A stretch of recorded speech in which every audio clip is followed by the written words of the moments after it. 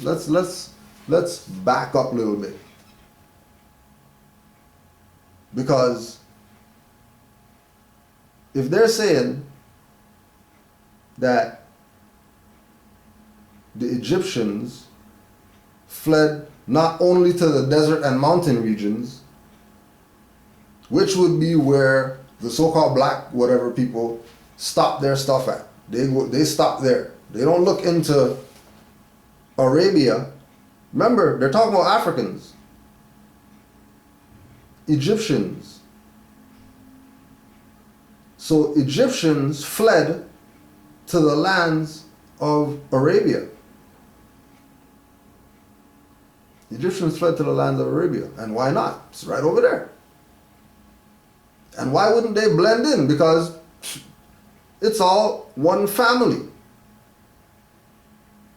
of Asiatic beings. That's why when you read the Holy Covenant, it's talking about the tie so strong, because it's melanin. Like, we know the dirty Moors are, brother, but they know that they're being dirty Moors. You can't have unity with that. When they know that they're being dirty Moors, they know that they're following some reincarnated prophet or whatever, not Noble Drew Ali. They're following a fraud, a false prophet. And you're supposed to have unity with them? How? How? We have a prophet. Why don't you just follow our prophet instead of following some fake reincarnated whoever? But the Egyptians fled to Arabia. So if the Egyptians fled to Arabia, none of these black guys, black power, whoever guys, could talk about some pale Arabia. Because they say they're black Egyptians. And they say that their black Egyptian stuff got ransacked by Hyksos. Okay, so when their stuff got ransacked, then they ran in directions. And some of the directions were outside of the continent of Africa into Asia. But they won't tell you about that part, because they want people to think. They want people to think that this is Turkish. And when people look over at Turkey, there's pale people there. Oh, so Moors are following some Europeans, because when I look at Turkey, there's pale people there. So yeah, black guys are right, because the Moors got Turk's hat on. Fools. Because it's in their own stuff. Remember, this is not some Moor or whatever. This is a black guy. Black guy scholar. Telling these people. During the Persian, Greek, and Roman invasions, large numbers of Egyptians fled not only to the desert and mountain regions, but also to adjacent lands in Africa, Arabia, and Asia Minor, where they lived and secretly developed the teachings which belonged to their mystery system. In the 8th century AD, the Moors, i.e. natives of Mauritania in North Africa, invaded Spain and took with them the Egyptian culture which they had preserved. Knowledge in the ancient days was centralized, i.e. it belonged to a common parent system, i.e. the wisdom teaching or mysteries of Egypt, which the Greeks used to call Sophia. So Sophia is not some lady. When you listen to the Greeks talk about their whatever, Sophia is not some lady. Sophia is Asiatic culture, which came by way of these people classified as quote-unquote Egyptians.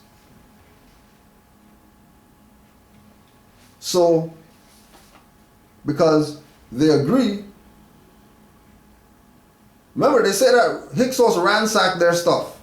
So that means they're out of power. Because they said there's, okay, so why are you upholding this out of power stuff? Like, why are you upholding something that is non-existent? Because its existence is really with the Moors.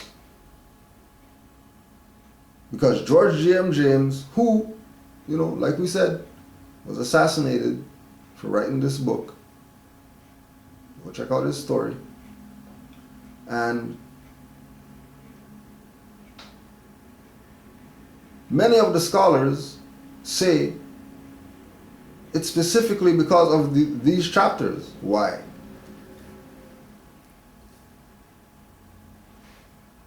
Like, there's stories how he got it so bad that they took his tongue and stuff like that. And somebody has his tongue. George G.M. James, black guy scholar, who told these people about Moors. And then, of course, because he gave the secret of these people called Moors. These individuals called Moors. Right? As such, the people of North Africa were the neighbors of the Egyptians. Right? The people of North Africa were neighbors of the Egyptians. Neighbors. Like, we say that over here is Morocco. We know that the first step pyramid was on that side. And then there's step pyramids here. Because people of North Africa were neighbors with the Egyptians and shared culture. Not that guy's culture only.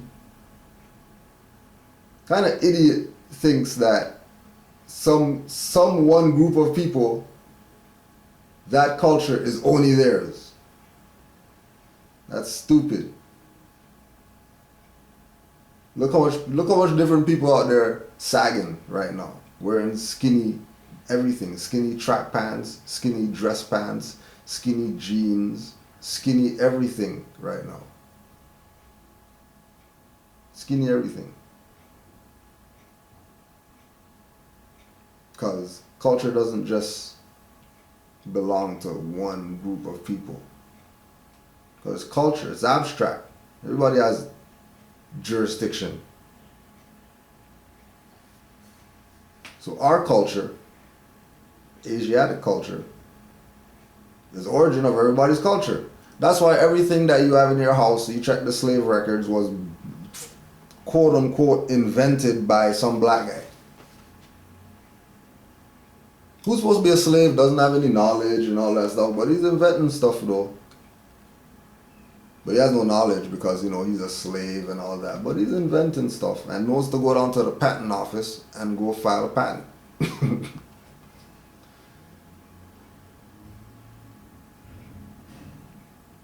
Because our divinity is really our culture. Our divinity. Now people's divinity is Sunday. Once in a while. Okay. Our divinity is our culture. That's why, turbans have jewels on them. Because our culture's metaphysical.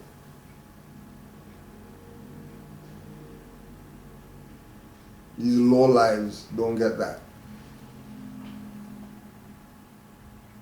think that we're doing some religious stuff. We're not religious people. Right? Now, you have to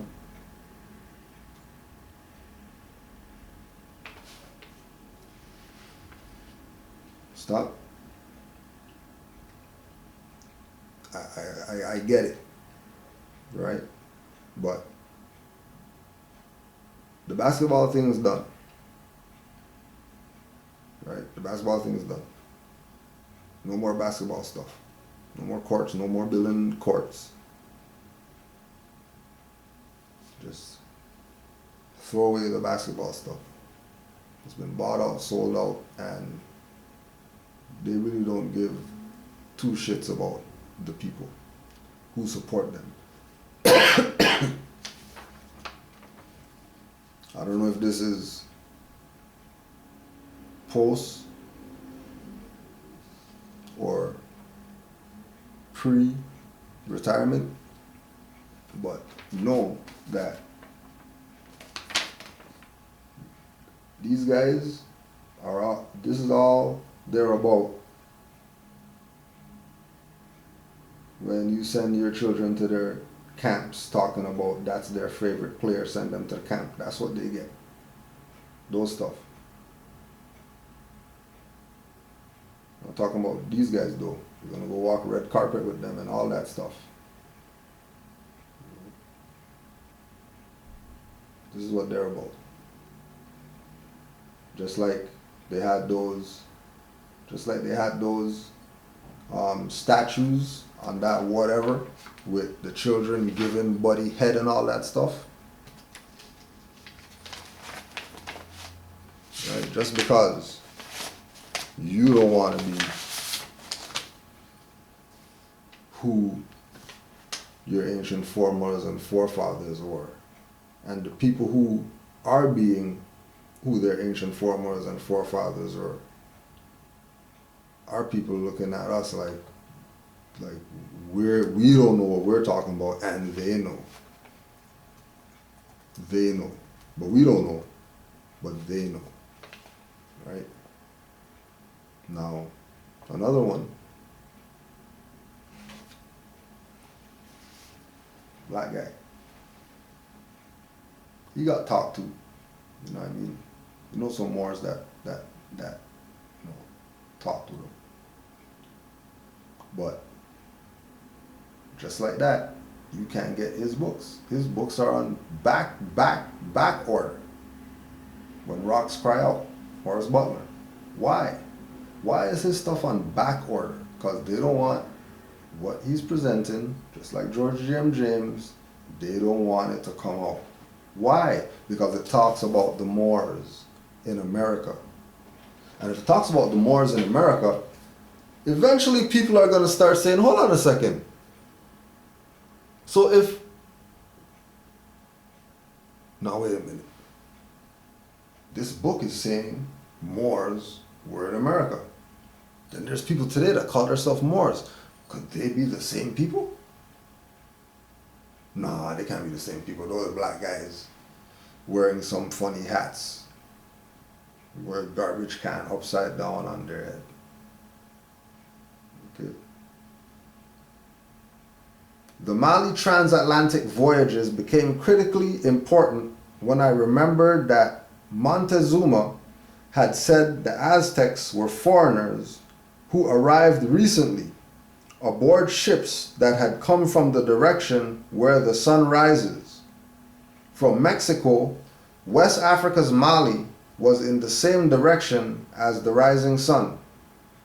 Spanish writers who saw the Aztecs and who knew the Moors had revealed that the Aztecs even wore the same clothing used by the Africans called Moors. Not the Africans called Israelite. Not the Africans called African.